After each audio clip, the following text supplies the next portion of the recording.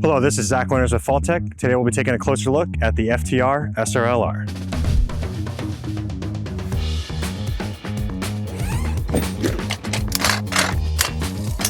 To install the FT-R SRL-R onto any FallTech device or tripod, the process is the same. Flip the SRL over and install the lower half of the bracket first, slide the device up and secure with the D10 pin from the tripod or davit.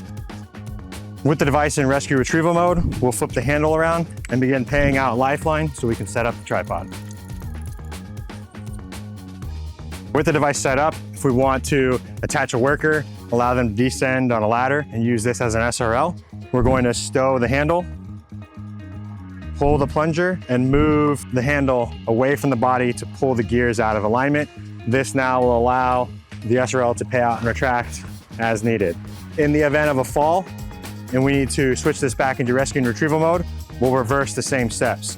Deploy the handle to allow us to rotate the crank arm, pull the plunger, now pushing the handle in to mesh the gears, allowing us to recover the fall victim.